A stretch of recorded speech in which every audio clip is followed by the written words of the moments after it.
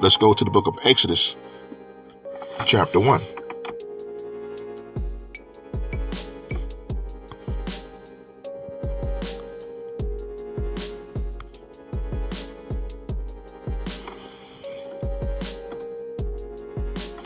And I'm started verse 1, and it read, Now these are the names of the children of Israel, which came into Egypt. Every man and his household came with Yaakov, just like I said, right?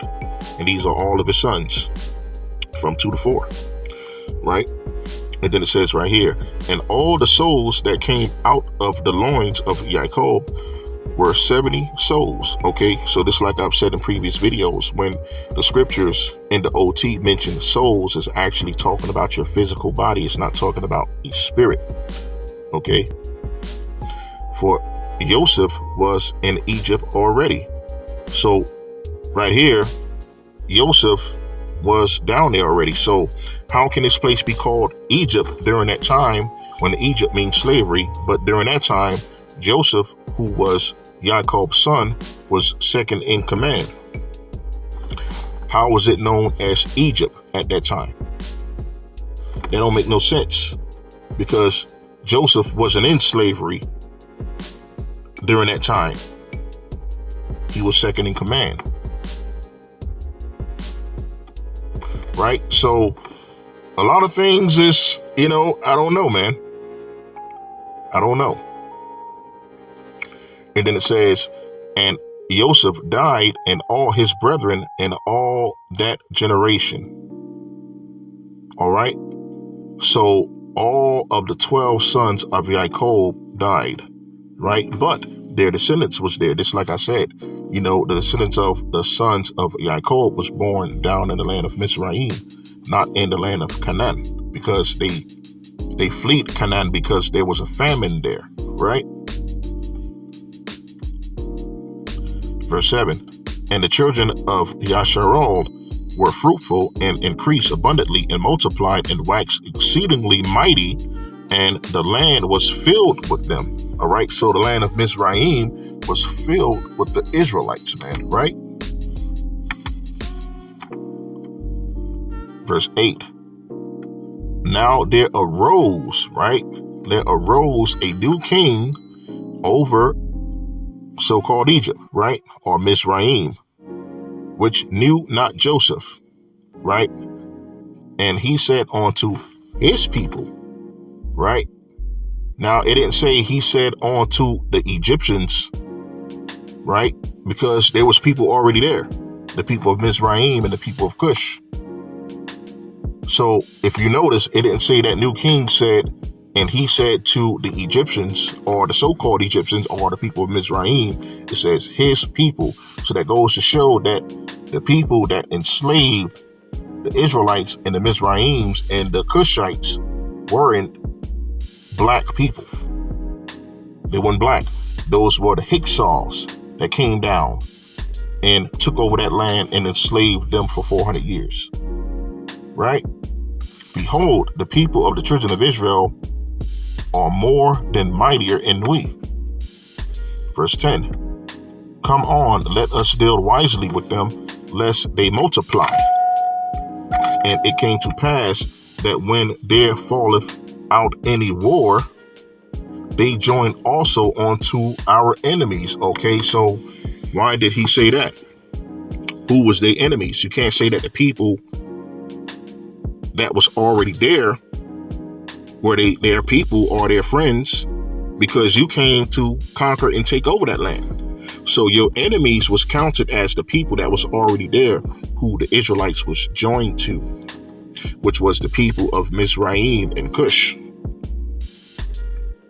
They couldn't have been so-called Egyptians, because the Egyptians were the slavers. Right? You see where this understanding is coming from? And fight against us, meaning that, hey, if the Israelites joined against the people of Mizraim and Cush, they would come and defeat us and kick us out of the land. And then we're going to have to go back to Rome. Because mind you, when you read deeper into the scriptures, so-called Alexander the Roman they call him the Great. He the one that came down and conquered that land of Mizraim, right? Him and Ptolemy. Okay, that's who Cleopatra is born from. Cleopatra is born from an unlegit marriage with one of the slaves down there, which was the Cushites, or the people of Mizraim. That's why Cleopatra had a little tan to her, because of the melanated people who Ptolemy slept with to have Cleopatra. So that alone lets you know that the people that conquered that land was from Rome, okay? And the Romans were Canaanites. The Greeks were melanated. They was from the land of Japhet. Japhet was a melanated man, and his descendants was melanated. But when the Canaanites came over and conquered them, they started turning white because of all of the rape and all of the stuff that was going on there. So that's how the Greeks became white, or you could say the hybrid Greeks became white. And then they later became known as the Romans. And then that's who came down and conquered Mizraim, right? Which is Alexander, the so-called Great. So that's what they meant when it says that the Israelites may join their enemies and fight against us. And it says right here, and so get them out of the land. So they was like, yo, if they join together, they're gonna kick us out, right? So in continuation, therefore, they did set over them taskmasters to afflict them with their burdens, and they built for Pharaoh treasure cities and Pithom and Ramesses. Verse 12. So right here, this lets you know there's a doctrine that's going around that, the Israelites wasn't in hardcore slavery for 400 years in the land of Mizraim. This right here proves it in Exodus 1. Right? They built cities, dude. That's hardcore slavery. Right? And taskmasters to afflict them. Right? That sounds like slavery with me. Right? Verse 12. But the more they afflicted them, the more they multiplied and grew. And they were grieved because of the children of Yasharallah. Verse 13. And the so-called Egyptians made the children of Israel to serve with rigor. Okay. Now look up that definition of rigor. That'll tell you exactly what that is, right? That's synonymous with slavery, right? Hardcore servitude. Verse 14. And they made their lives bitter with hard bondage. There it is right there. In mortar and in brick, and in all manner of service in the field, all their service wherein they made them serve with rigor. Okay? So there it is, man. That's hardcore slavery in Egypt, right? Let's go back to Genesis chapter 15. And this is going to let you know also who enslaved the Israelites along with the people of Mizraim and the Cushites down in that land. See, all it takes is a little discernment from the Most High and reading comprehension and not following the doctrines of man, right? We're going to start at verse 12. And it read, and when the sun was going down, a deep sleep fell upon Abram, and lo, and horror of great darkness fell upon him. Now, according to the scripture, when the Most High comes in his chariot, the clouds, they darken, they get very, very dark, right? It's like a bad storm coming, right? So that's why, that horror fell over Abram, because, that could have been like a very horrific sight, right? Verse 13. And he said unto Abram, know of a surety that thy seed shall be a stranger in a land that is not theirs. Okay. Where did Yaakov go with his 12 sons? He went to a land that wasn't his, which was Mizraim, right? And shall serve them, and they shall afflict them, 400 years? Who kept those people in hardcore bondage for 400 years. The Israelites, along with the Cushites and the Mizraim people, the so-called Egyptians, which were the Hyksos, Canaanite, Romans, right? Verse 14. And also that nation whom they shall serve will I judge, and afterward they shall come out with great substance. Okay, so during that time when the Israelites was thrust out of the land of Egypt, so to speak, it wasn't black people in the rulership of that region. It was the Romans that was in rulership of that region, right? Verse 15. And thou shalt go to thy fathers in peace. Thou shalt be buried in a good old age. Verse 16, which is the point, right? But in the fourth generation, they shall come here again, hither again, for the iniquity of their Amorites is not yet full.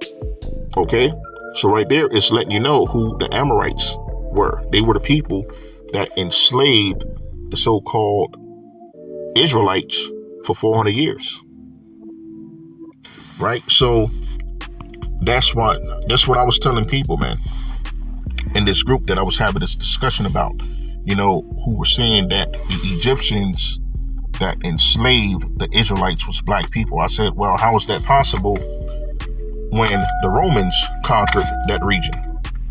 Okay, and according to Exodus 1, as I just shown, it says that it was a new king that arose and didn't knew Joseph, took over that land and enslaved the Israelites, right? So if that king came from the same people, right? If that king came from the same people that was already there, then how did that new king that arose from that same people that was already there, how did they not know Joseph, and Joseph was second in command? That just goes to show that that was a different ethnicity of people. They didn't know who Joseph was. It couldn't have been the same people that was there when the Israelites dwelt there freely, because they would have known Joseph. Joseph was second in command. So how did this new king did not know Joseph? That arose, right? When you look up the definition of arose, that means to intrude into a place or intrude into something that's already present, something that's already there. That's what you would get from the definition of arose or arise, right? That's like when you're looking at the news and the anchors are already giving you a report on the news, right? And then breaking news come in, and then the news anchors will say, oh, okay, we have breaking news. We just had a story that arose, right? That means this was a new story that came into the story that was always being that was already being told by the news anchors. So that breaking news intruded into what was already being reported by the news anchors. That's the definition that you would get from something that arose, Salakia, right? So that's the definition that you would get with that. So when you look at the book of Exodus chapter 1, when it says that a new king arose in the land of Egypt or Mizraim, that means they came from a whole different place, a whole different country, a whole different ethnicity of people. And that's why that king didn't know Joseph, right? It wasn't because it was the same exact people, and probably that person that became the king was raised in a different area, or probably South Mizraim or somewhere by the Horn of Africa or something like that. It's because they was a different people, man, right? That's the people that came in from Rome, which was sent from Alexander the so-called the Great and Ptolemy, and they came in and they conquered that region and they enslaved the Israelites for 400 years, along with the Cushites that was there and the people of Israel, right? So that's how you get that understanding. And then, of course, as I've showed you in the book of Genesis chapter 15, it said that the Most High told Abram that your seed will be enslaved in a foreign land for 400 years, for 4 generations. 4 generations is basically 400 years, right? A man is promised, the story fluctuates. It says from 70 years and then it says to 100 years, right? So if a man is promised 70 to 100 years and you count that 4 times over, you're going to get close to 400 years. So that's 4 generations. So when the Most High told Abraham that, then that was the land of Mizraim that was taken over by the Hyksos Romans that enslaved the Israelites for 400 years. Other than that, what other place where the Israelites enslaved for 400 years in history? Besides here, where we are now. It was ancient Egypt, which is known as Mizraim. But when you read Genesis 15, it says that the iniquity of the Amorites isn't fulfilled yet. It didn't say the iniquity of the Egyptians isn't fulfilled yet. Okay, now let's look at who the Amorites are.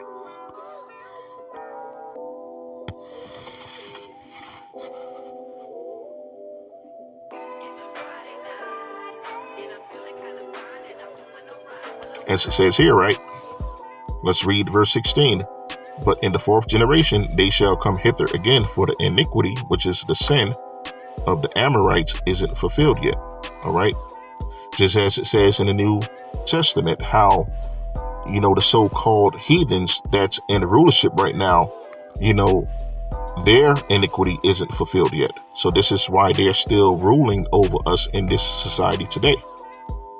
So this is what's being said about them back in the past, as known as the Amorites, right?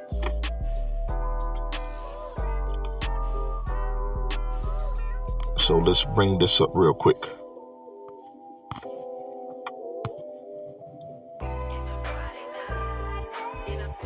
All right, bear with me 1 minute here, brothers and sisters.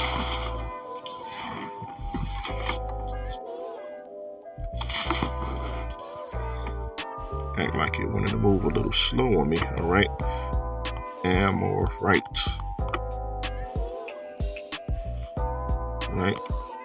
All right, let's just type in meaning. Okay. It says right here, a member of the semi-Normanic, all right? Who was the Normanics? As we read before, the people of Northern Europe, okay, by the North Sea, all right? Caucasians, all right? A member of a semi-nomadic people living in Mesopotamia, Palestine, and Syria, okay? In the 3rd millennium BC, founders of the ancient city of Amari on the Euphrates, and the 1st dynasty of Babylon, okay? Babylon. So who's the ancient Babylonians? The Amorites, all right? Where is Nimrod from? Babylon. Where is Tammuz from? Babylon. Where is Semiramis from? Babylon. Then who are they? Amorites, all right? The ancient Babylonians wasn't Cushites, man, from sub-Sahara on the Horn of Africa. You see? This is what I'm talking about, man. But people want to say, oh, no, that's not true. That's all of this I've shown you, and you still want to believe that these guys are black? Come on now. Impossible, man. Right?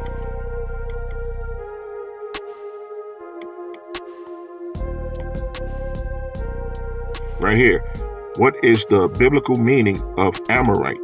The term Amorites is used in the Bible to refer to certain highlanders. Highlanders, what is a highlander? People who live in the mountainous areas, man. And what area am I thinking about? The Caucasus Mountains, where the Caucasians are from. Highlanders, right? Even when you look at the, let's say, the Toyota Highlander, when you look at the symbol of the Highlander on the Toyota, it shows mountains, right? Just like the Sierra, it shows mountains, right? That's what you call the highland, okay? The Caucasus Mountains, all right?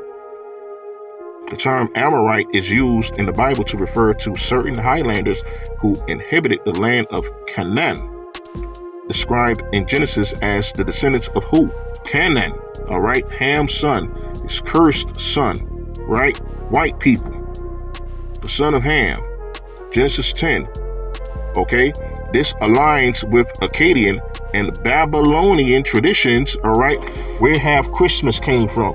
Who's the heathens described in Genesis 10? Okay, with Syro-Palestine, with the land of the what? The Amorites. All right, so right here is letting you know. Right here is letting you know plainly, man. Right? Who's the white folks? It's letting you know. It's letting you know plainly who's the white folks right here. Just like I said, all it takes is a little reading and discernment from the Most High, the Holy Spirit, and you will see who the white folks really are, man. Right? The white folks ain't Esau, man.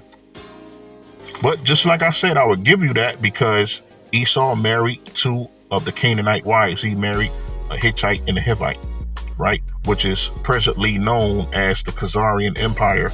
And now it's present day Ukraine and the Caucasus Mountains and Russia, Georgia, Russia, and all of that. But before, it was known as the Khazarian Empire, which was the so-called converts was from.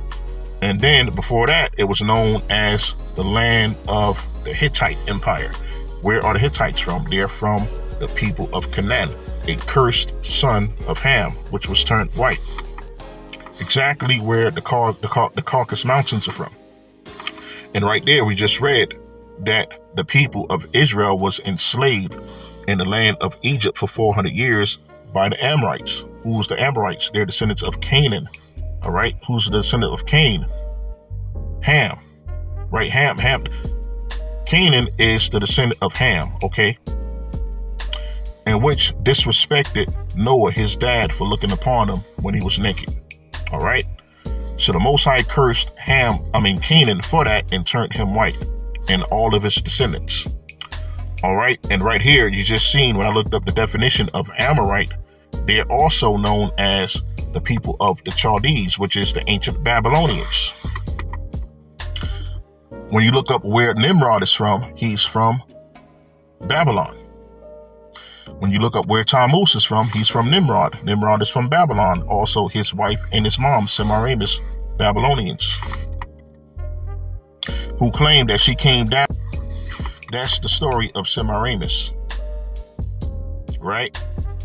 She claims she came down from the moon in an egg and landed in the Euphrates, and that's how she was born, through an egg, right? Unfortunately, this is what Megan Thee Stallion came out in during her performance at the BET Awards. She came out in an egg, right, as in representation of Semiramis. However, Megan Thee Stallion isn't a Canaanite. This is the line that I'm telling you about. They're trying to say that we're Canaanites because they're trying to say that the Canaanites are black, but the Canaanites are not black, and we're not Canaanites. We're Israelites. They are Canaanites. Why do you think they keep that tradition of Christmas? Christmas is a Babylonian tradition, an ancient Babylonian tradition, and giving honorarieship to Tammuz and Nimrod. You see, I don't mean to run circles around y'all. And I know I'm screwing a lot of y'all heads up, man, but I'm telling you, man, there's a lot of deception going on, unfortunately, right? There's a lot of misprint in the Bible that's causing confusion on purpose. I ain't saying that it's purposely done, but those misprints are put in the Bible purposely to cause confusion. And then you have, unfortunately, brothers and sisters in the truth that's also spreading confusion, talking about that the Canaanites are black and that Esau is white, and that's the other way around. The Canaanites are white and Esau is black.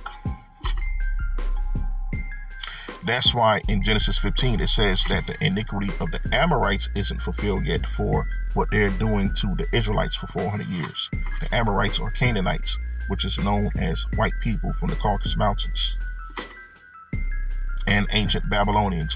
This is the reason why you have white people keeping the custom of Christmas religiously every year. So this is what's going on, man. Deception. It's pure deception, man. Pure deception.